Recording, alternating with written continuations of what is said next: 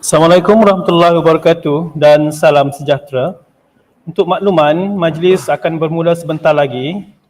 Dijemput hadirin yang berada di ruang pameran untuk mengambil tempat duduk masing-masing. Mohon kerjasama hadirin sekalian untuk memadamkan telefon bimbit atau menukarkannya kepada mod senyap.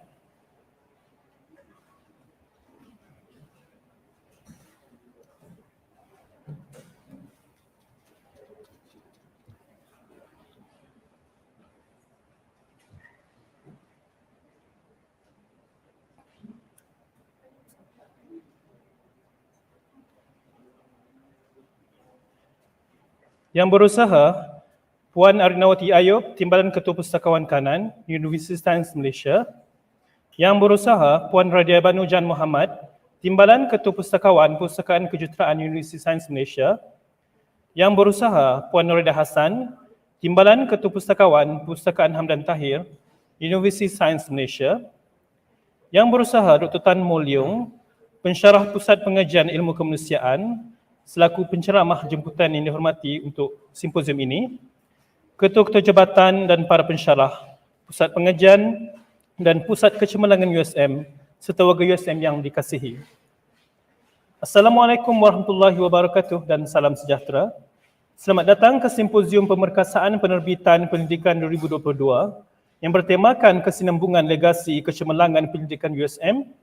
Program ini adalah anjuran bersama Perpustakaan Universiti Sains Malaysia dan Jawatankuasa Pemandu Open Science USM. Sesi pada pagi ini akan dilakukan secara hybrid. Tuan-tuan dan puan-puan boleh melayari program ini melalui Facebook Perpustakaan Universiti Sains Malaysia dan YouTube USM Library TV. Objektif utama program ini adalah untuk mengaplikasikan konsep pementoran melalui perkongsian kepakaran serta pengalaman oleh top researchers dalam kalangan warga penyelidik USM sendiri.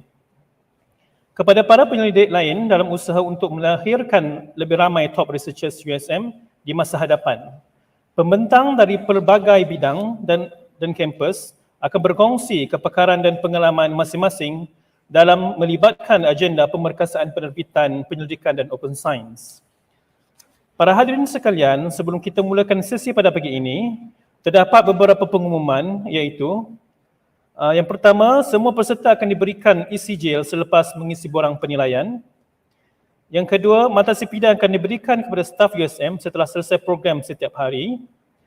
Yang ketiga, sesi soal jawab akan diadakan pada akhir sesi. Mohon kepada semua peserta yang ingin bertanyakan soalan, boleh bertanya di Facebook Perpustakaan USM atau YouTube USM Library TV. Bagi hadirin yang berada di ruang pameran, anda boleh mengemukakan soalan di mic yang disediakan. Untuk makluman juga, pihak perpustakaan mengadakan diskaun denda sebanyak 30% kepada peserta yang hadir secara bersemuka pada hari ini. Hadirin yang dihormati sekalian, sesi pertama pada pagi ini adalah bertajuk Championing Scholarly Publications in High Impact Journals yang akan dibentangkan oleh geospecialist Dr. Tan Mou Leong daripada Pusat Pengajian Ilmu Kemanusiaan. Sebelum bermula, izinkan saya membacakan sedikit biodata penceramah kita pada hari ini. Dr. Tan Mou Leong merupakan pensyarah kanan di bahagian geografi, Pusat Pengajian Ilmu Kemanusiaan, Universiti Sains Malaysia. Beliau menerima PhD daripada Universiti Teknologi Malaysia dalam major Remote Sensing. Beliau pernah berkhidmat sebagai Fellow Postdoctoral Research di National University of Singapore sebelum menyertai USM. Selain itu, beliau juga merupakan ahli aktif Institute of Geospatial and Remote Sensing Malaysia, IGRSM, yang melayakkan beliau menggunakan gelaran Geospecialist atau GS. Penyelidikan utama Dr. Tan melibatkan aplikasi GIS dan Remote Sensing in Hydroclimatic Modeling. Penyelidikan beliau mencerminkan perhubungan kritikal menganalisis lapisan data geografi, data satelit remote sensing, unjuran perubahan iklim dan pemodelan hidrologi untuk menjalankan penilaian sumber air dan bencana yang canggih di kawasan tropika. Beliau juga telah menerbitkan hampir 100 artikel penyelidikan dalam kebanyakan jurnal di indeks di Q1 dan Q2. Antaranya ialah Journal of Hydrology, Advances in Water Resources dan Water Resources Management. Beliau merupakan salah seorang daripada 2% saintis terbaik dunia dalam bidang sains alam sekitar berdasarkan laporan yang dikeluarkan oleh Stanford University. Beliau berkhidmat sebagai editor akademik untuk PLOS ONE, di Editorial Board, Hydro Research, Geography dan Journal of ASEAN Geography, serta editor tamu untuk isu khas yang diterbitkan dalam Water and Advances in Meteorology. Tanpa melengahkan masa, saya ingin mempersilakan penceramah kita Dr. Tan untuk memulakan sesi pada pagi ini. Dipersilakan. Ya, terima kasih Encik Musa. And okay, I think we have like some international participant. I know we have one from India, and maybe there are some from who are watching the Facebook Live. So I try to use English for these sections. Okay, first of all, I would like to thank library for inviting me to share my experience in publications. So especially in publishing like in Q1 or Q2 journals. So yeah, I'm Tan from Geography, School of Humanities. So nice to meet you. Also, we just make these sections as not very formal. So like if you have any questions, so you can just raise out your hand and ask anytime you want. Okay, let us start today's sections. Okay, so for today's agenda, so today's section, so basically I will divide into 5 main part. The first one, I will talk a bit about the WOS and Scopus, because we all always heard about WOS and Scopus, right? But I will like further elaborate like what are actually WOS and Scopus. Maybe I think we have some students here, right? So maybe they are not very familiar with WOS and Scopus. And in fact, library USM have like organized many workshops related to the publications, like how to search journals. So later on, maybe you can like approach the library USM like when the courses will be conducted. Like I always encourage my students to attend the research workshop that organized by library. So thanks to library. And the second one, I would like to show a bit like how actually we identify high impact journals. Like what are actually high impact journals? We always heard about high impact journals, right? So later on, I will show some way like how to identify the high impact journal in our own field. So you can do this easily. Hopefully you can do this easily after these sections. Okay, then the third one and most interesting one, why should we publish in high impact journals? Right. So like our supervisor I always force my student to publish in high impact journals. So why? Why publishing in high impact journal is so important? Since we are in academic line, so later on I will share a bit like what I know and why should we publish here. Okay. And the fourth one, maybe criteria to choose journals. Like it's quite important, like for us to choose the right journals in order to increase our publication acceptance rate. So because like sometimes like we feel that difficult to publish in high impact journals. So actually, is this the real fact? Yeah. So later on, I will show you some statistic. Okay. So okay. The accepted rate for the editors to accept your articles. Okay. Then the last one for sure, I would like to share a bit on the strategies or maybe some tips that I feel are useful for us to get publications in these high impact journals. Yeah, before starting my section, so I would like to ask a question. Like, do you know what are the top journals in your field? Yeah, like maybe can you name like 2 or 3 top journal in your field? Anyone want to answer? Or I just simply pick one? No? Yeah, maybe we have friends from India, from School of Social Science, because yeah, do you know like what are the top journals in your field? I have read many journals in India and international journals also. I published 2 articles in international journals. Okay, what is the journal's name? SRF is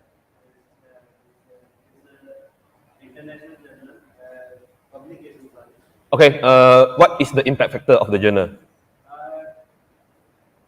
I can say that when you are publishing the articles in journals, it means you are representing yourself on international level, and journals are the authentic books which everyone thinks that this data is fact Yeah. study.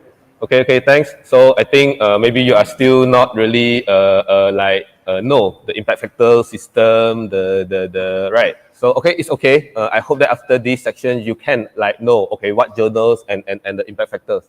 So I think Dr. Saiful know right, the top journals in your field. Yeah, okay. So okay, so it's okay. So just keep these questions with you. So after this section, maybe I will try to ask again. So I hope that maybe later on you can at least have some idea okay, what are the top journals in my field? Okay, first, journal database. So basically, if you are a master student or a PhD student, and if you wish to get your certificates or you wish to graduate, so you need to publish in Scopus or WOS index journals. So basically, scientists, we recognize two databases. So actually, there are more like Google Scholar, the ERA, but these are the two that we most of the scientists recognize or most of the university recognize. So we have Scopus and Web of Science.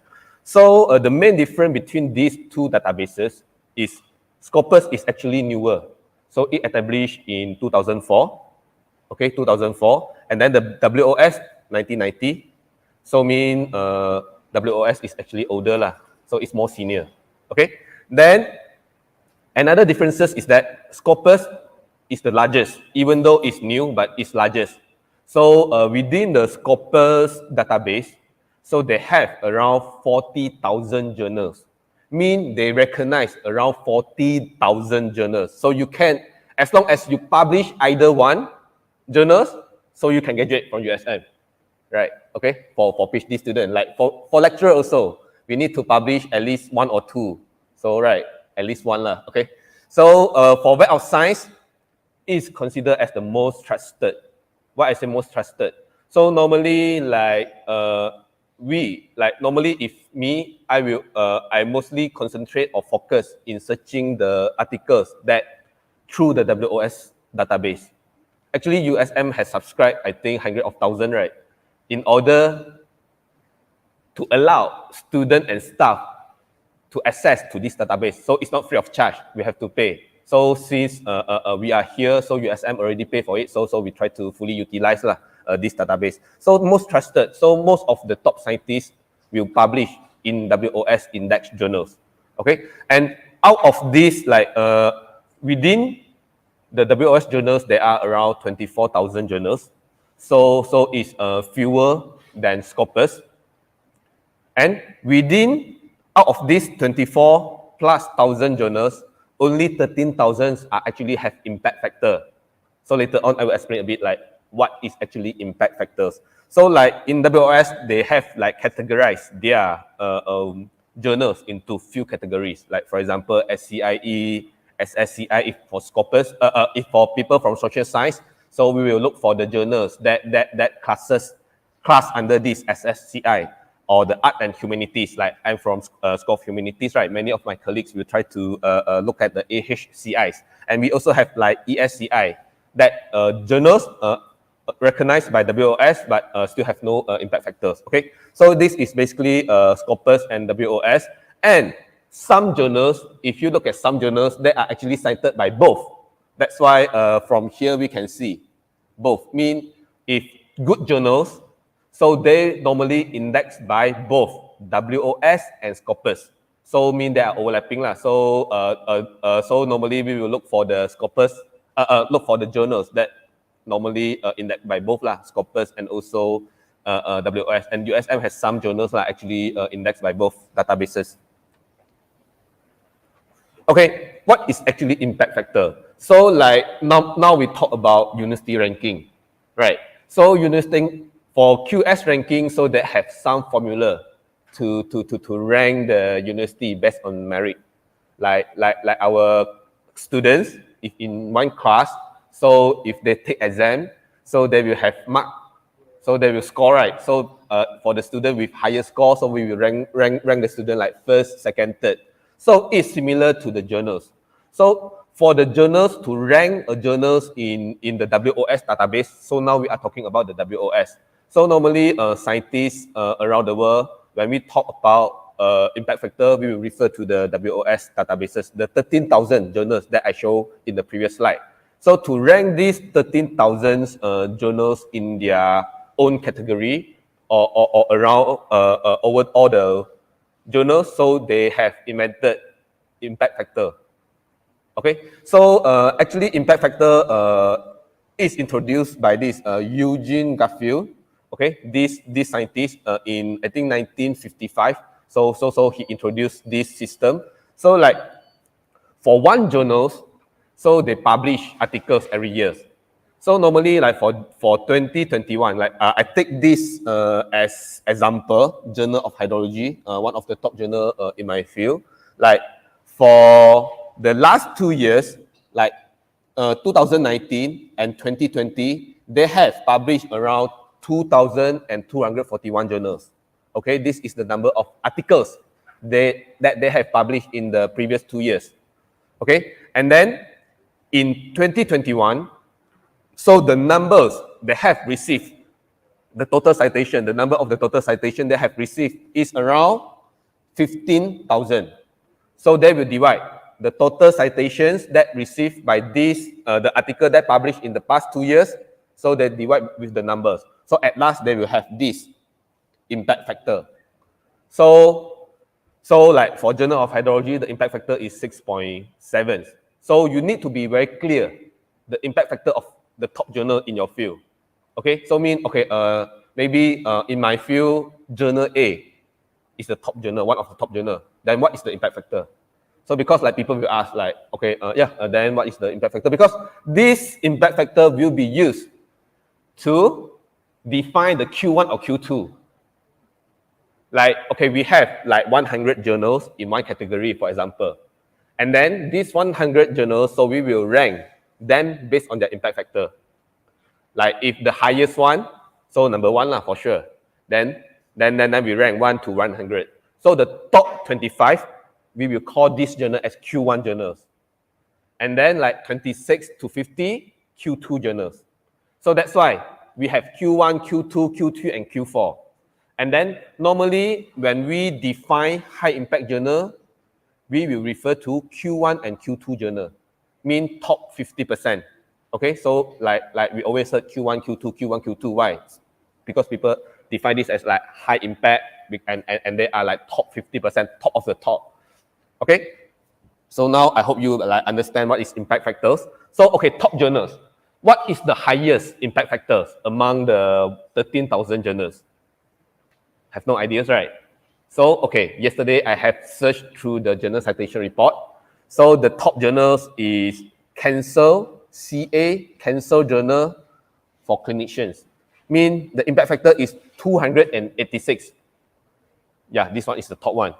I think the previous year is 500 plus, but now they dropped 286. But still, this journal is the highest, 286. If you manage to publish one article in these journals, I believe that USM will give you award. This is like top recognition. So if you manage to publish in these journals. And most of the top journals are actually related to the medical sector, mean cancer. So of us concerned about cancer. So you can see actually from here, all the top journals, like the journals with like 200 impact factor, 100 plus, and more, mean more than 100. Most of them are actually journal of from the medicine, okay, or medical. And this is the top among the 13,000. Like for us, we have to know the top journal in our own sector. Like for example, I work on the water resources. So I will try to see the top journal in my field. Like for example, the top 10 journal in my field, water research, the first one, the impact factor is like 13. Okay, 13, the top one. And then we have like MPJ clean water, 12. Then desalination. So now we are talking the desalination, right? 11. And Journal of Hydrology, the journal that I normally publish, 6.7. Okay, so we have to like know the top journal in our field before we publish here, because if we don't know like what are the top high impact journal in our field, so we have no target. So at least now we have one target. Okay, and then beside that we also have to know the scope. So why I do not publish in water research? Because water research, their scope is more to water quality, right? So like my field is more to water quantity. So Journal of Hydrology is like more fixed with what I mean with my research. Okay. Okay, to answer the question that I asked just now, what are the top journals in your field? We can use Journal Citation Report database. Okay, so you can just simply Google Journal Citation Report, and then you have to access by using your staff ID and password. Like for student, you can use your student ID, but if you are within the USM campus, as long as you connected to the USM internet, so you can just directly access to this database without login. But if we are outside USM, like for example, if I'm in my house, so I will have to use the off-campus online login. Okay, so if you want to know further on this, you can like ask the librarian. So they have like this YouTube tutorial to teach the student and staff how to access or how to use this database. So normally, like when I access to this database, Journal Citation Report, okay, I will go to the category here. Okay, category, because we want to know what are the top journals in our field.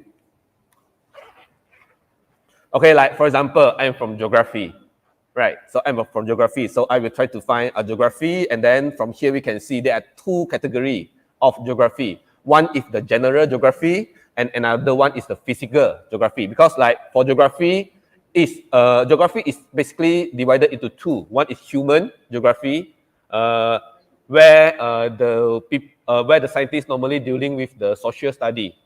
Okay, and then the other one is physical. The human is more to dealing with humans. Like for the physical base, so we are normally study the environment, the earth system, like me, hydrology, and I have some friends who study ocean, who study forest. So it can be divided into two main classes. So we can choose this like geography and physical geography. If let's say you are working under social, human geography, so you will choose the geography. So for sure, then you can choose the category based on your own expertise. Okay. Then, for example, I choose physical geography because my field is physical. So I study Earth system because I think I personally feel that dealing with people is difficult. Yeah. So every people have different interests, right? So that's why I'm more towards to study our Earth system. So physical geography. Like from here, we can see actually there are 48 journals under physical geography. And then like for the general geography, there are 85 journals, okay, with impact factor. So like out of these 48 journals, so we need to see like what are the top journals in this subject or category. So like from here, maybe it's too small. Later on, you can go back and try the journal's citation report by yourself. Like from here, we can see actually we have like ISPRS journals of photogrammetry and remote sensing. It's the top journals in this physical geography with impact factor 11. Okay, so now we know, okay, what is the top, the first one. And then, yeah, for sure, maybe if, let's say we have no experience, we don't go for the first, maybe we go for the number 10 or 15 or 20. So as long as it's within the Q1, then it's okay, right? So one tips or one strategies that I normally use to increase my accepted rate is that I will try to identify the journals that publish more articles. Like let's say, for example, Journal A publish only 10 articles a year. Then Journal B publish 500 articles a year. So which is much easier? The 500, right? So normally I will choose the journals with higher numbers of articles. Okay? So how to identify or how to get this information from the journal citation report? So I will go to the customize. So because actually they have like prepared a lot of information that we can dig in and we can understand the journals. Like I will use the customize function within the journal citation report, and then citable item mean article that they have published in the previous 1 or 2 years. Okay. So from here, I can know actually in physical geography category. Okay. From here you can see, okay, we have 2 journal with mean 3. Okay, I say here we can see we have 3 journals here, 3 top journals mean the high impact journals with high number of articles. Mean every year they publish high number of articles. Mean like the first one published 900 plus articles, and then the second one 800 plus articles, and then the third one 500 plus article a year. Okay, so I will go for these 3 journals. Yeah, in fact, my student just published in the second one, the Q2 journal, ISPRS International Journal of GeoInformatic. Okay, so this is one of the strategy that I use in choosing a journal to publish. So you might also consider this, or maybe you can try this and later on you tell me whether is it useful for you or not. Okay. Okay, so now we move to the next. Why publish in high impact journals?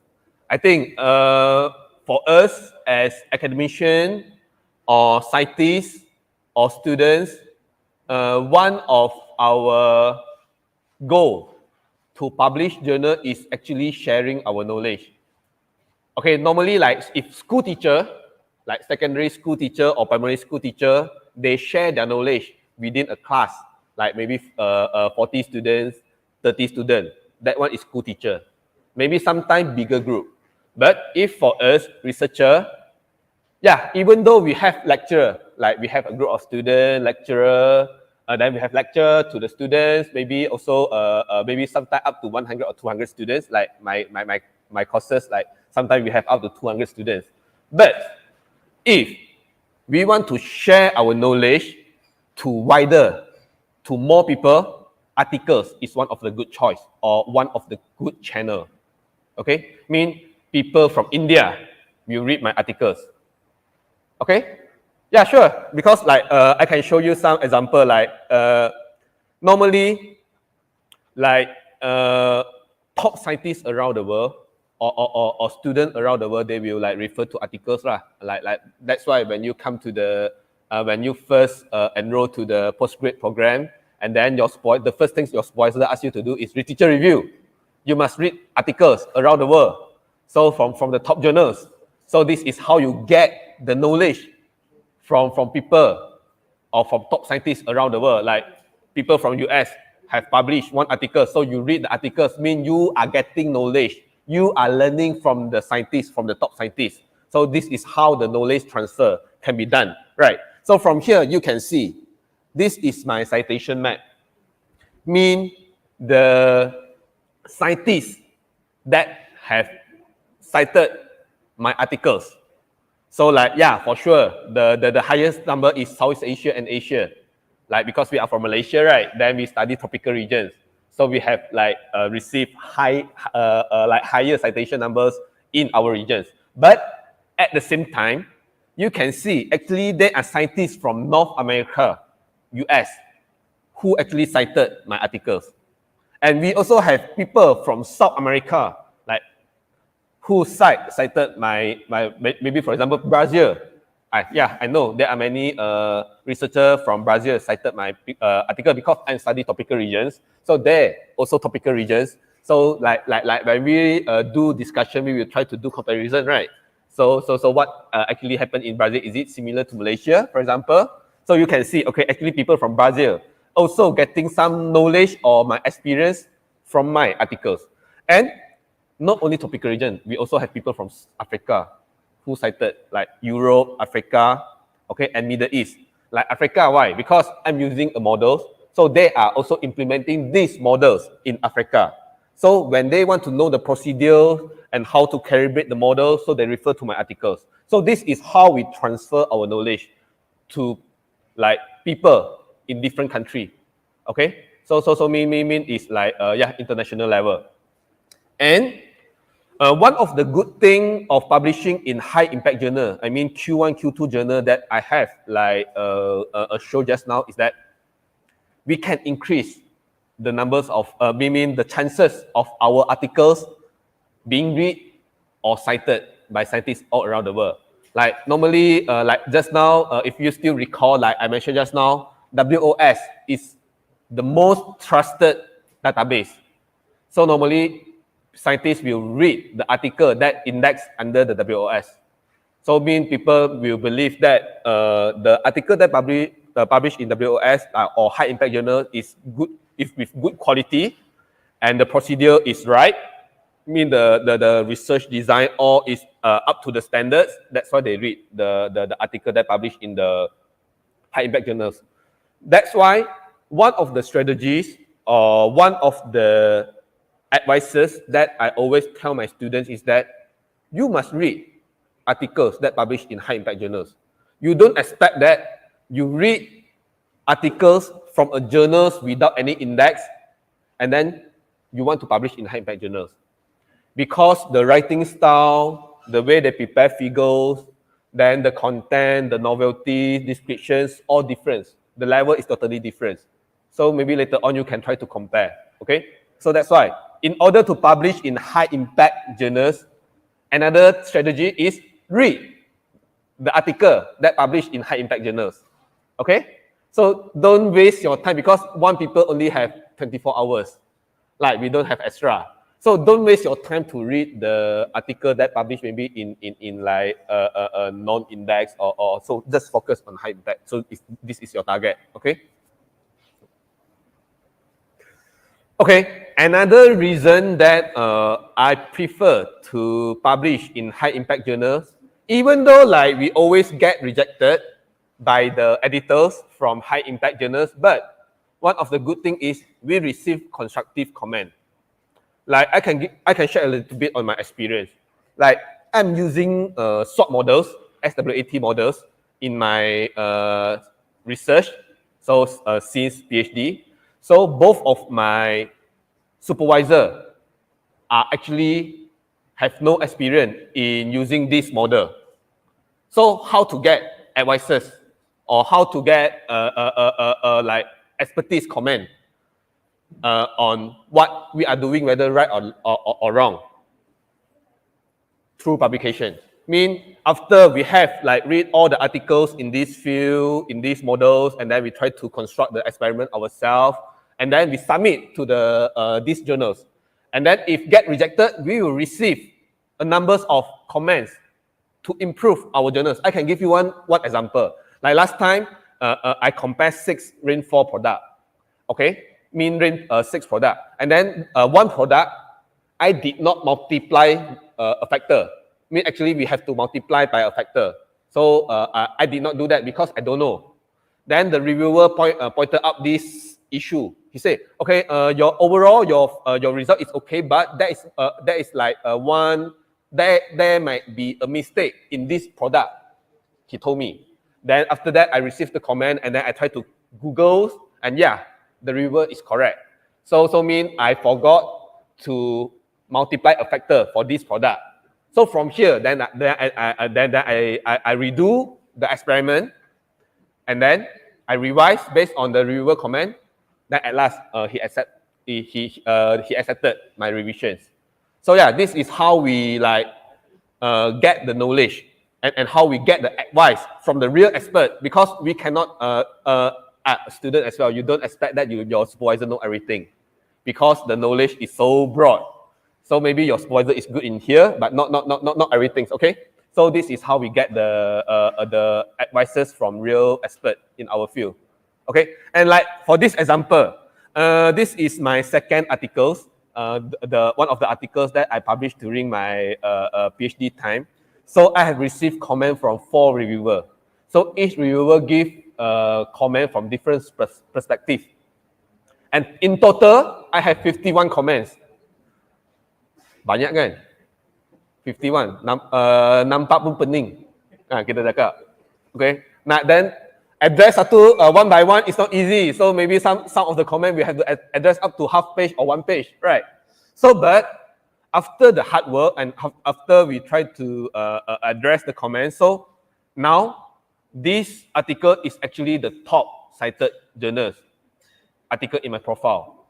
Like just within 5 to 7 years, this article has received or has been cited more than 200 times. Okay, so from here you can see 230 times. I published this in 2015, now 2022, so around 220. Mean each year, this article received around, I think, around 30 citation, which is considered quite good lah. Okay, if compared to the chemical, maybe a bit low. Okay, maybe chemistry or chemical, they have like higher citation. Right? But this one considered good, 20 or 30 citation a year. Okay. Okay, another interesting fact that why we publish in high impact journals is, okay, if you wish to stay in academic, mean you wish to be a lecturer or maybe your target, okay, for students here, I'm not sure how many students here, if your target is to become a lecturer at USM, so publication, you mean you cannot avoid from publishing in journals. So if you say, it's torture for you to writing articles, so maybe becoming a lecturer is not a good choice for you. Okay, so mean if you plan to stay on this like academia, so we have to build our track record. So it's like if we see some restaurant or some branded bubble tea. So in order then to build their track record, they have to like have many branch, right? So I have every state I have branch. So this is their business track record. Then like total avenue, okay, then the total income, right? So this is the same for scientists. So in order to build our track record, so we have to publish in high impact journals. So like two things that normally people look at this: H index and total citation. Like what is your H index? So mean like then the total citation of your articles. So like from here, like maybe I can give one or two examples. Like there are some grants, research grant, okay, that require the project leader to have like at least, for example, H index of 5 or 10. Otherwise, you are not qualified to become a project leader. For example, yeah, there are some grants who set this criteria. Okay, and then for job, if you are students, PhD student, and later on you plan to become a postdoc or become a lecturer, then the first thing people will Google your name. Then when people see H index 0, total citation 0, and at the same time there are few more applicants with H index 5 or 10. So for sure you are the first one who being rejected from getting the post. So because you are competing, right, with the other peoples. And like USM, okay, we use USM as examples. If you want to become a postdoc with the financial support from USM, you need to have at least three journals under Scopus or WOS. If you are from engineering or science, school of science or engineering, actually the requirement is much harder because there are more people who can publish in good journals. And out of these three journals, one of the journal must be Q1 and Q2. So maybe without publishing in high impact journals, you normally unable to get like postdoc positions at USM. Okay, so maybe now you still have time, right? 2 or 3 years, so you can strategize. If you aim to get a postdoc position in USM with financial support from USM. Unless your supervisor managed to get financial support from outside, not from USM, then it depends on the criteria that's set by the funder or set by your supervisor. Like maybe your supervisor have the higher requirement, you have to publish at least 10.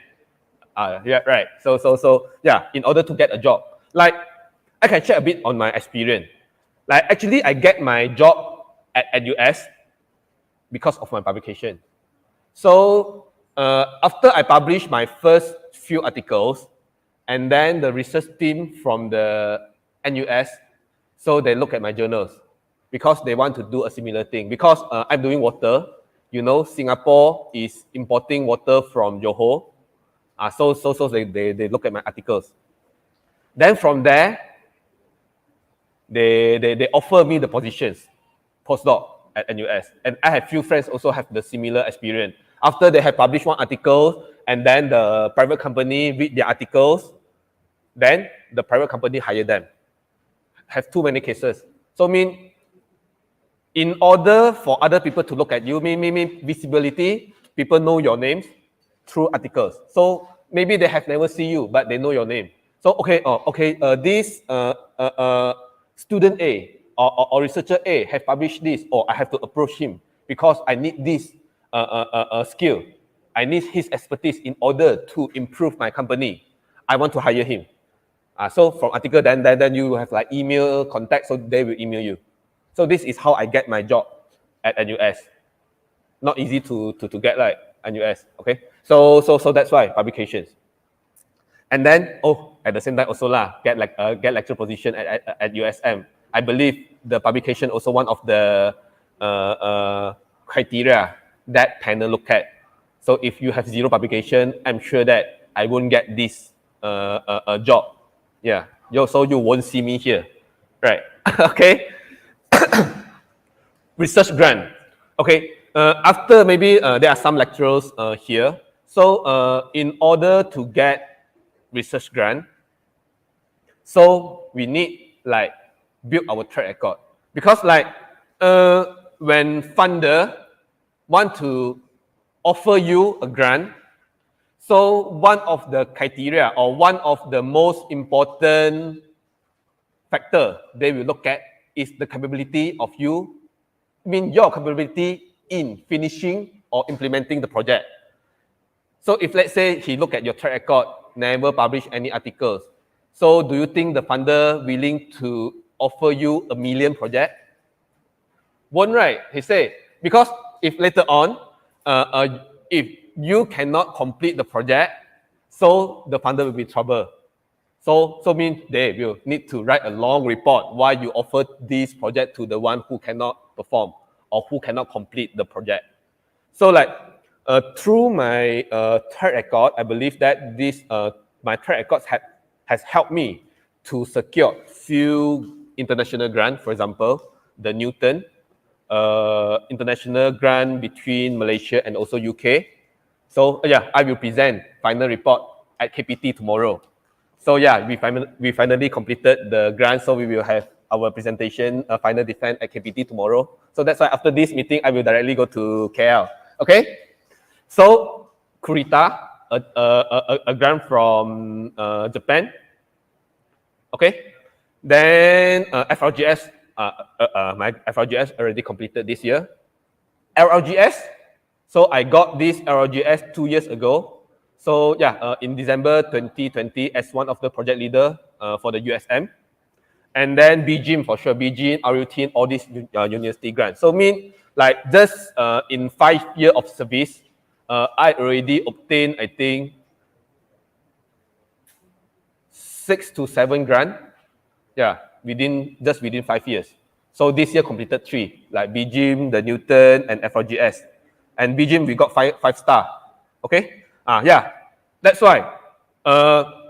In order to get research grant, I think track record is very important. So people will look at your H index and look at your total citation. How to boost up your H index and total citation? Publishing in high impact journals. Okay? And then the last one is collaborations. Like normally, like when people I have collaboration like all around the world, US, UK, China, Like even Sri Lanka, I have students from Sri Lanka. Okay. So one of the important things to attract people to collaborate with us for sure is our publication and our track record. Okay. Okay, criteria to choose a journal. Like one of the criteria is the publication fee lah. If let's say we have no publication fee support, so maybe we might need to go for the free journals lah. But free journals, it depends. Like some free journals that are very fast, and some free journals are very slow. So later on, I will show you how to identify fast publishing free journal.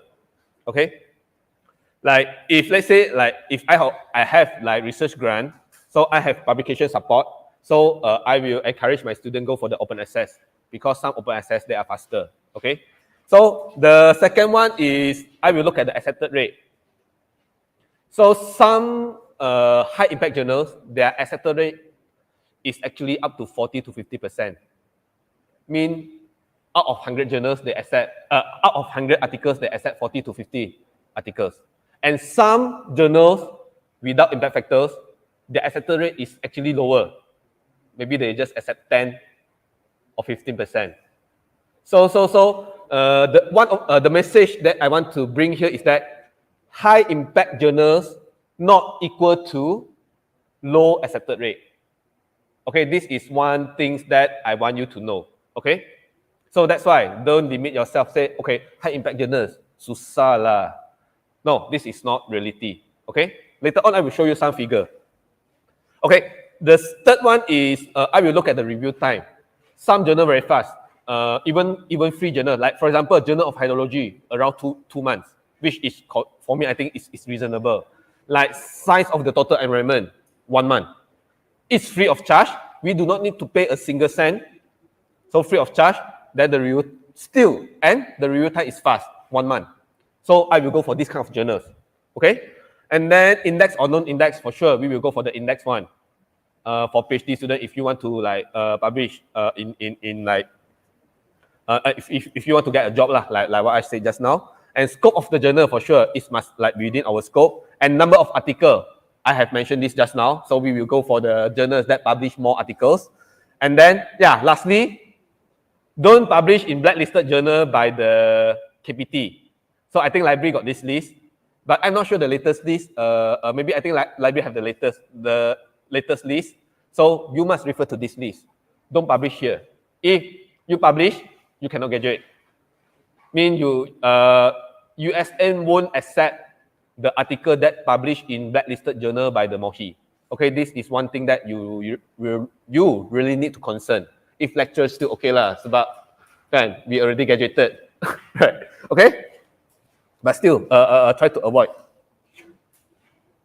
Okay, strategy number 1. Normally after I have like completed a draft, so I will try to use the journal finder. Okay, wait, nearly 1 hour dah. Okay, I try to finish. Okay, I will try to use the journal finder by Elsevier. So we can like, you just Google journal finder. So the main publisher like Elsevier, Springer, they all have like journal finder. So you just copy and paste your title and abstract. So from here, you can get the information like I mentioned just now, accepted rate, review time. You can get all the information here. Like for example, the Journal of Hydrology, impact factor, 6.7. Okay? Then the accepted rate is actually 27. Mean 100 articles, they will accept 27 articles, which is, I consider quite good, the numbers. It's not low. If low is 5 or 10, that one is considered low, accepted rate. But 27 is considered moderate. If 40 to 50 for me is considered high. If 100% impossible lah, right? So yeah, 27 is considered good. And then you see time to first decision mean from submission to get our first decision is around 7 weeks, which is around 2 months. So for sure, it won't exactly 7 weeks. So they average based on all the article that submitted to the system. Maybe there are some article 3 months. There are some article 1 month, so it's depending on your luck. and depending on the reviewer. But the average time is around 7 weeks, which I think is good enough. Then it's free. We do not need to pay the publication fee. Okay?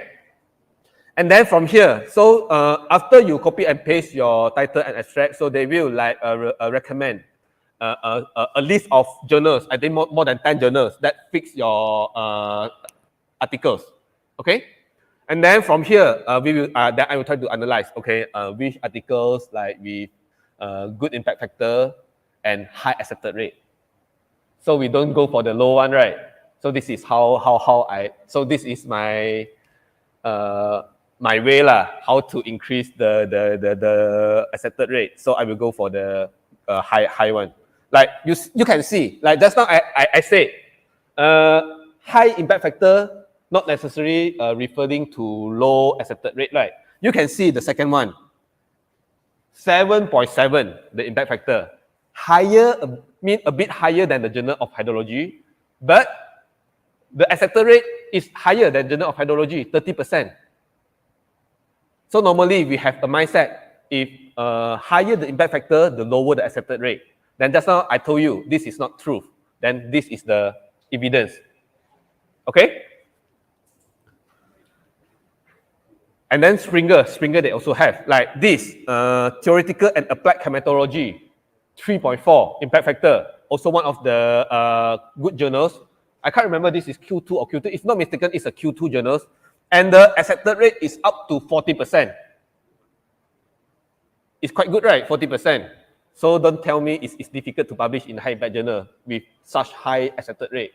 I think the offer letter you get, the offer letter from USM is much harder to get. Like UPU just recently announced, so many people complain, unable to get the offer from USM. That one is even harder, right? Okay? So we have like few more like Taylor and Francis. You can go and Google yourself. NDBI, one of the publishers that provide rapid publications. So within 1 to 2 months. Okay?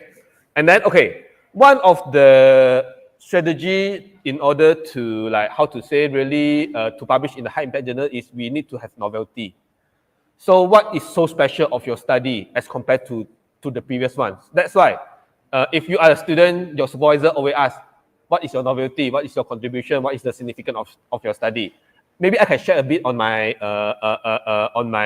field or on my own experience. Like this is my PhD study. So like for this PhD study, so I have like introduced, or I'm the first one who added this resampling technique in the entire modeling framework. So for PhD, actually, you do not need to create a new framework or create a new thing.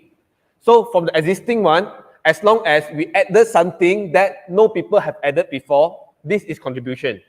So like I have added this resampling technique. So maybe you don't know resampling technique, but what you know is I added a new factor or new things to the entire framework. Okay? Then I emphasize this.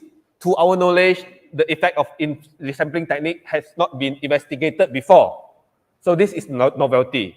So this is how to make our article or our research to become different with our previous. So, but you have to make sure that after you searching the Scopus, after you searching the WOS, there is no people apply this resampling technique in this framework before. You are the first one. You have to make sure this. Okay?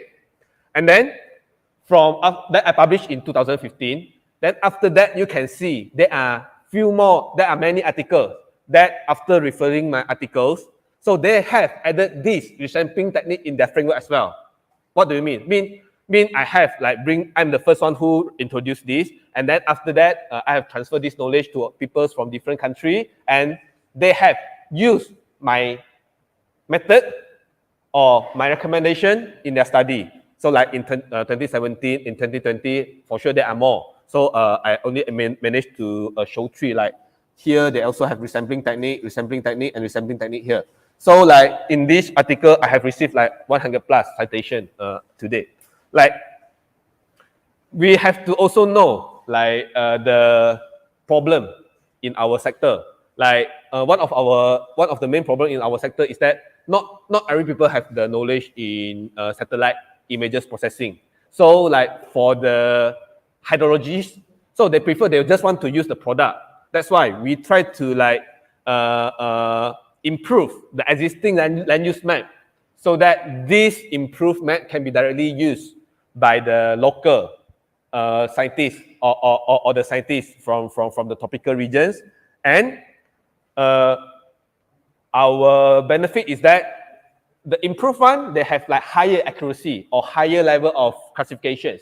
So I mean, we must have something that can attract people. What is the good about your product or your methods, okay? Emphasize your novelty. Try to use the keyword like the novelty of this study is. The contribution of this study is. Like the third one is data. Okay, I try to speed up. Okay, data, because like normally high impact journals, they look at data. If, let's say you do not follow a standard procedures, like you are from, if you are from social science, then if your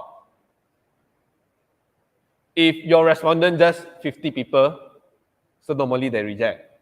We need at least 400, right? If you have only 50, mean your data is not good enough, so they will directly reject without review. Mean your experiment design is not correct. So mean high quality data. We need to make sure that we have high quality data in order to present our findings, okay? Like make sure that if let's say you don't have high quality data, what can we do? Just collaborate with the group who have like high quality data. Like if you still recall that I have one RGS, right? Actually, I'm working with a group from UKM. They have high quality data, mean high quality climate projection data. So I don't have this, so I collaborate with them. That I do not need to reproduce the data again. So I just use their data in my models. So this is how we can get high quality data. Okay, I'm sure that you know who have high quality data in your field. So because we are from different field, right? Okay, so like make sure you are using the right procedure, study design, and standard. Like for those who do water quality, sometimes we have to refer to the Malaysia standard, sometimes Canada standard, right? So if you don't follow your kampong standard, don't follow your own standard. So you must have one international standard to follow. Otherwise, it's quite difficult to publish in high impact journals, I can say. Then validation. So this is what normally people missing. So everything you must validate. How good is your data? How good is your research design? Even social study, you have to validate your questionnaire. So validation is very important in order to publish in high impact journal. Don't miss out this, okay? Okay, figures and tables. High quality figures, or I can say publication ready or publication quality articles, figures and tables are very, very, very important. This is like when you choose a girlfriend or boyfriend or husband and wife, you want to find someone with good looking, right? So it's similar to the editor. Like when editor look at the figures, the size, the wording size is so small, and then I can't even read. This is the mistake that normally my student make lah. The wording is so small, I can't even read the figures, and the figure is not self-explanatory. So I read the figure, I don't understand at all. Then the color is not good. The design is not good. So all these contribute to the rejection of your article in high impact journals. Why I know? Because I'm one of the editor as well, right? So like you must prepare a good quality figures and tables. This is the first thing. Normally, when I'm preparing a journal and articles, before I writing the articles, I will settle the figure and table first. I mean, I will prepare nice figure and table first before I start writing. Okay. Okay, references. Please use the latest. Please refer to the latest articles. Like I use example that like I just now I mentioned that I added the resampling technique, right, in my study. So you need to make sure that no people up to the date have applied this. Then you are the first one who applied this. Then you can just in references you have to cite the latest. Like the latest articles say, okay, these are all the study related to this field, and no people have applied this. Then from here you can increase the confidence level of editor to believe what you say, right? And actually people nowadays, we can like you say, okay, you are the first one who apply this. People can easily Google or easily use the WOS database to clarify whether your statement is correct or not. If they look at your references, all are outdated 5 years ago, 10 years ago, and then they Google, and then okay, you are copying someone idea. This is not actually not your idea. So someone already published this just few months ago, for example, or just last year, but you did not include these references or this reference in your articles. You declare that this is your idea, but actually people can detect this easily. So use the most updated references are very important. Okay, if possible, more than 50% lah, recent year, or 70%. Normally, I will go for 60 to 70% lah. I will cite like normally 50 to 70% articles in the last 2 to 3 years. No, some people say 5 years, but for me, normally within 2 to 3 years. Because if science, so actually things change very fast. Like everything changed like within 5 years. So normally I will look at 2 to 3 years. So we can use like Mendeley. Please use Mendeley or EndNote, especially for the student. I always say this to my student. Because their references sometimes when I look, it's not within the references. Because they don't use, they do this manually. Nowadays we got software. We can generate the references just within a few seconds. Why don't use this? If you have no money, use Mendeley. It's free of charge. And then actually I think USM provide license for the EndNote. So you already paid your fee to USM. So please use the services that provided by USM. Actually, we offer the license, free license, EndNote license to students. So please attend the library courses, right? Okay, to manage your references. Okay, there are a few more. Okay. Dealing with reviewer comments. Okay, sometimes like rejection is quite common when we dealing with high impact journals. Like for example, this review. So okay, first I submitted to Journal of Hydrology. So I received 2 comments. One reviewer that I reject. He say, "Why it's not fully clear why we need this review." Wow, so sad, right? When we received this comment. But the second reviewer give quite positive comment. So this is very important review. So it's within the scope and it's interesting. So when there are 2 opposite comment, normally editor will go for the negative one lah. So normally editor go for the negative one. But it's okay. We just make use of the comments that we receive from the reviewer. Then I improve a bit on the review. On the articles, and then I submit to the advances in water resources. It's also one of the Q1 journals in my field. So now I have received, I think this journals published, this article published in 2020, just within 2 years, we have received 56 citation. This data, I got this under WOS. I got this yesterday. So just now the Journal of Hydrology 6 point something, right? This also 5 point something. So which is considered quite good. And so what the reviewer comment is not necessarily correct lah. They say don't know why we need this review, but in fact we got many people refer to this review, right? So don't be sad if reviewer say something bad about your articles, unless like you send to 10 journals and then all the 10 journals reviewers say your article is not good. So maybe then this is your problem. If you send to 1 or 2, then only 1 or 2 reviewers say your article is not good. Maybe not necessarily correct. Okay. So normally, normally we will try to make the reviewer happy. So like let's say if you want to get like money from your daddy or mommy, like or you want to buy iPhone 14. Right, then you want your daddy buy for you. For sure, you lobby them, right? Daddy, bought that, right? Make that. My phone already 5 years. So yeah, then then treat daddy eat McDonald's or bring him to some good restaurant. Make some more investment. Pay 100 ringgit for the meal, and then he buy you iPhone 14. Pro Max 7,000, right? So it's the same when we dealing with reviewer. We need to make them happy. Like, in fact, they are the expert in this field. So most of their comment is actually reliable, unless they make some comment which does not make sense or which is not correct. So we can defend this. Okay. So mean like these are the some example responses by my student, like this issue is still under investigation. So we will do this, we will keep this in future. So maybe you can do 1 or 2 comments, then okay, but not for all the comments. So if you really cannot make it, you need to have good reason. Like for example, you don't have the data for the validation, so we cannot make this. Or we need to spend, like last time, got one reviewer asked me to add hourly assessment. But hourly data, if you want to purchase from the governments, it costs few 100,000.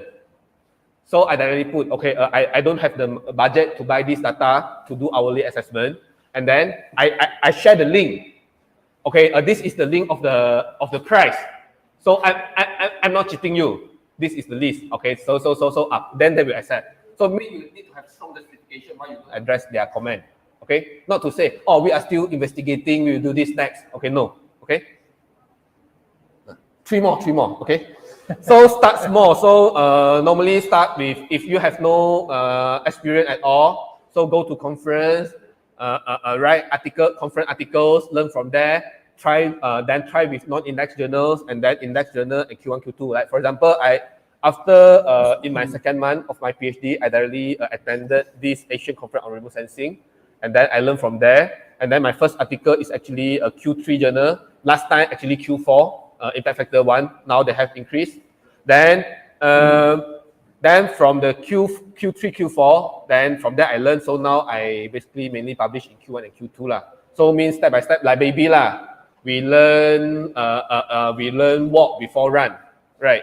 Okay. So everything starts small. Unless you have a good mentor, really a good mentor who can lead you directly publish in Q1, Q2. But normally, like based on my experience, students normally they have to start with conference or normal journals, and then just slowly high impact. Yeah. Okay. And then identify of potential journal. Okay, this is what I normally do. I normally will identify like journal with higher accepted rate, like higher number of articles. So before I write. So then why? Because we have to read the journal, read the article that published by these journals. So then we know what they actually want. So this is how we increase our chances to get published. Okay, yeah, this is like last one or last two. Okay, this is quite interesting. Collaborate. Try to collaborate with top scientists in your field. Like, try to invest. If let's say you are a student, then you say, USM do not provide me support to attend conference, or so bad this USM. It's okay, use your own money. Like, for me, I think we need to make some small investment. Like, okay, I attended a conference in Japan during my PhD time. So that time we only have partially support. So I spent few thousand, I think, I can't remember, few thousand, because Japan, right? So then, but at that time I got my brain lah. So I just used the money that I have. So I went to Japan to attend this conference, and I met Philip. Philip is one of the top scientists in my field, doing some modeling works that related to my field. Then how to say, save this contact, and then after a few years, after 2 years, so he come to Malaysia actually.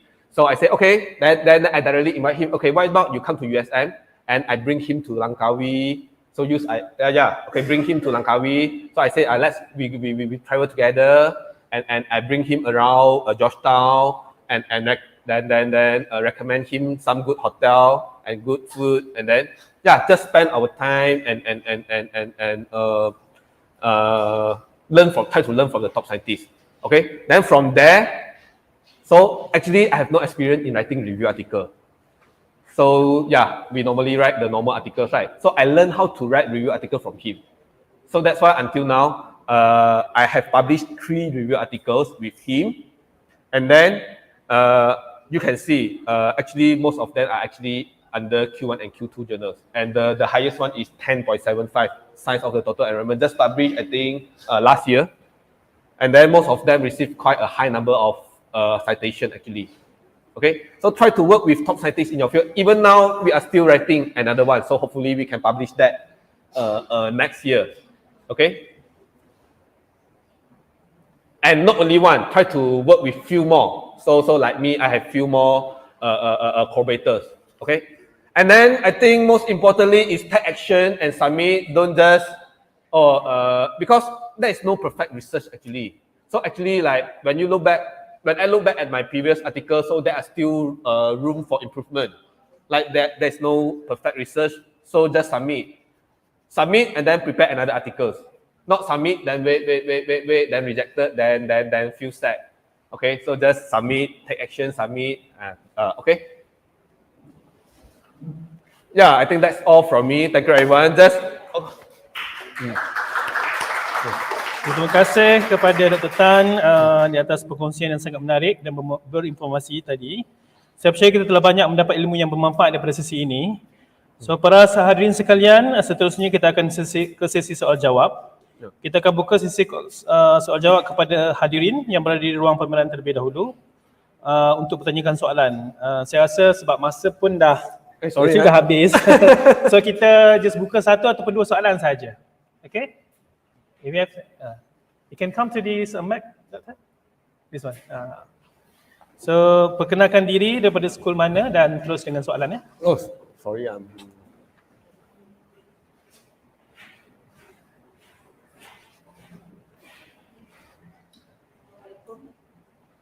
Yes.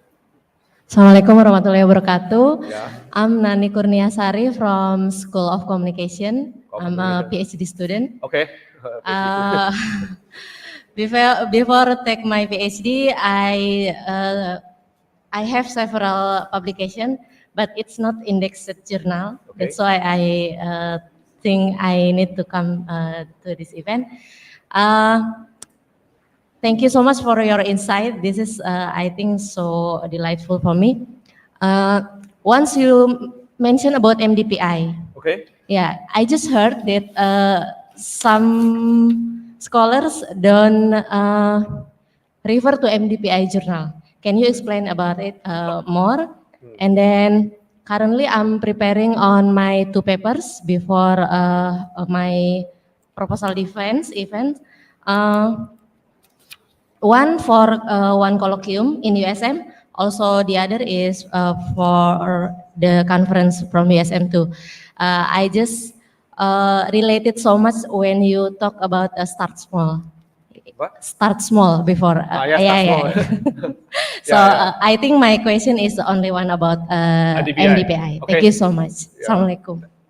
Yeah, thanks for your questions. And this is quite a good question actually, because NDPI, this publisher is actually like, some people like this NDPI, some people don't like. Okay, but in fact, okay, if you know there is like predatory journalist, okay, so bell list. Have you heard about bell list? Okay, actually someone reported NDPI to the bell list editors or the managers, so they have like investigate these NDPI publishers, and their result is actually they do not define NDPI as predatory publisher. So you can just go to the bell list and look at their website. They have this statement. And in some countries, some people might feel that like, okay, NDPI, we pay, then we get published. But in reality, yeah, they have like higher accepted rate. Maybe I think some journal 40 to 50%. But I have few friends who submit to these journals and get rejected. So you submit to NDPI, not necessarily you get accepted 100%. So this is the fact, and based on the statistic that they have shown. And one bad thing about NDPI is too expensive.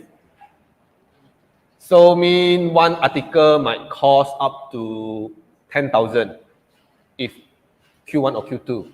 or if average maybe the cheap one maybe 5 to 4,000. But if they invited you to submit like me, like I have published few articles with them, right? So they have like invited me, they offer me of discount 50%, and now they have like free, I can publish for free of charge, like for example, if you are good enough. So actually there are many top scientists published in NDPI. So if you look at the articles, so actually there are many top scientists published in NDPI. Like, and USM recognized NDPI, even though there are some people say, this NDPI easy lah to publish, but still, USM and KPT recognize NDPI because their journal, for sure, not all their journal under WOS or Scopus. That's why we have to refer back to the WOS database. Like, yeah, NDPI, they have like, okay, say journal A, impact factor, and then WOS. So, but still we have to like double check with the WOS database that we already subscribed, right? So, yeah, actually they have like few top journals, actually Q1 and Q2 journals, but not all. So we can aim for those one. Yeah, I think for me, no problem. Like my student always, because I got grant, so I have the publications fee allocation. Then I just let the student to publish with them. And another, actually they apply, okay, based on my own experience, actually at NDBI, they apply a different management system. Like in traditional journals, if 2 reviewer, or let's say 3 reviewer, okay, if 2 out of these 3 reviewer, only 1 reviewer suggests reject, so the traditional journals, they will directly reject your articles. But for NDPI, if let's say 2 reviewers suggest like minor revision or major revision, okay, let's say 1 suggests minor and 1 suggests major and 1 suggests rejection, so they will give you chance to revise your articles. What mean they apply a different way in managing the articles that they receive. If other articles, they will directly reject. They see 1 reviewer suggest reject, then they reject. They follow the worst one. But NDBI is more tolerant, like Malaysia lah. We are more accepted, right? This is how they work. And normally their review time is within 1 month. And within 2 months you can like from submission to accept to publish your article, maybe 2 to 3 months lah. I like the most is their rapid publication lah. This is I like the most. Yeah, if you have money, you can try. But USM accept, KPT also accept. Unless like tomorrow KPT or USM make announcement. USM do not accept NDPI journal, then maybe that time you get. That means don't focus only NDPI. So normally for my advice, so normally for myself, I will focus all. Because I like to try different journals. I want to try the publication feeling with different journals. That's why you can see I publish with traditional journal, NDBI, and non-open access, all I try. So in order to get the feeling and like after I try like Journal of Hydrology, size of the total environment, they have like quite rapid publication review time. So then the next I will try to submit to them again. Yeah. This is how I try to improve myself in this publication. Okay, thank you, Doctor. I think we should end the session. Yeah. Another one. One more? From YouTube, okay. From YouTube, okay. Hi, Doctor. Yeah. Okay, so we have a question from YouTube, from Iqwan Ismail. We have 2 questions. First one, very good sharing and your experience in publishing in high impact journals.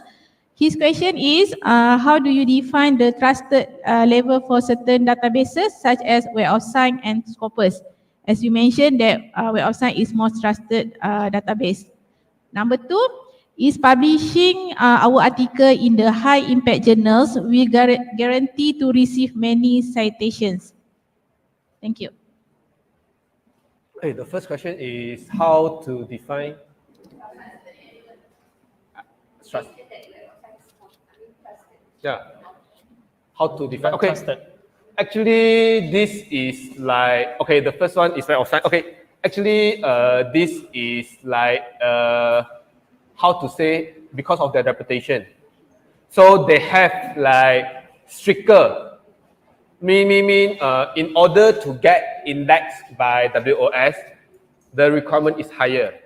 It is something similar to if we want to work in top company, or if we want to get offer from top university, we need to have higher CGPA.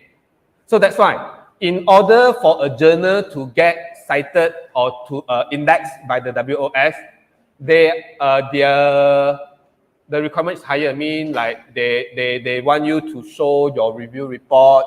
Mean you need to have like a certain number of publication, good quality publication, and then your journal cannot just specific published by one country. So you need to have like a multiple articles from different country, international level. So mean they have like more strict requirements in order to index that journals. So that's why this is a common like sense that scientists around the world will trust WOS journal, especially the one with impact factor. That's why normally top scientists will publish in top lah, the Q1, Q2, normally Q1 lah, the top scientists around the world, they will publish in these top journals. So that's why it's more, the main reason is because they have like strict requirements lah, in order to accept one journal to be indexed under their system. So that's why we can see the number is actually lower than the Scopus one. Okay, and then the second one is yeah, okay, for sure, we don't have 100% guarantee, right? So even like in this world, no people like can 100% guarantee promise you something. But based on my previous experience, yes, if you publish in like I've showed just now, right? My review articles I published in a Q1 journals, I received 53 citation just within 2 years. And then yeah, I think yes, I can like confidently answer you like publishing in high impact journals, you can get more citation as compared to you publish in non-indexed journals. Why? Because like I said just now, actually people all around the world refer or read the article that published in high impact journals.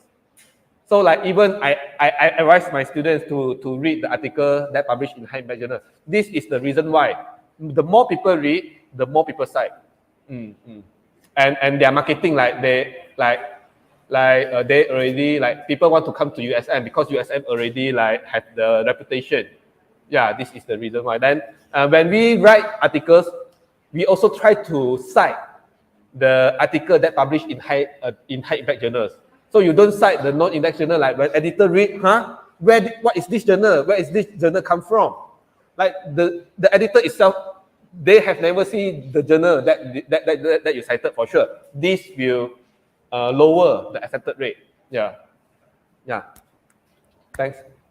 Okay, saya rasa kita dah tamatkan sesi ini. Hadirin yang dihormati sekalian, sebagai tanda penghargaan, Pihak Perpustakaan Universiti Sains Malaysia ingin menjemput yang berusaha Puan Arinawati Ayub, Timbalan Ketua Perpustakaan Kanan, bagi menyampaikan cenderahati kepada penceramah kita.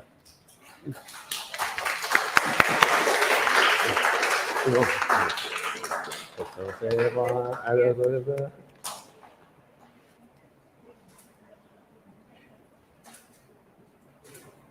terima kasih. Okay, terima kasih diucapkan kepada Puan Arinawati di atas kesudian untuk menyempurnakan penyampaian cenderahati sebentar tadi. Dengan ini berakhirlah sudah sesi kita pada pagi ini. Sebelum kita bersurai, diminta semua hadirin untuk mengisi borang penilaian. Pihak kami juga ingin mohon maaf sepanjang mengendalikan sesi pada hari ini. Sesungguhnya yang terbaik itu datangnya daripada Allah Subhanahu Wa Taala dan yang kekurangan itu adalah kelemahan kami sendiri. Para hadirin sekalian dijemput untuk menikmati jamuan yang disediakan di Academic Lounge tingkat 2 tingkat 2 PHS ini. Dan semua hadirin diminta untuk berada semula di sini pada jam 11.45 pagi untuk sesi seterusnya. Dan kepada Satu grup foto. segera foto, okey. Foto. Dan kepada semua pensyarah, Doktor, Pak dan tuan-tuan juga dijemput untuk membuat pemilihan buku pada semua pensyarah di sebelah sana. Dekat entrance pintu masuk tadi kan. So buat pemilihan buku. So maybe kita boleh ambil satu grup foto. Kita boleh ambil grup foto macam mana?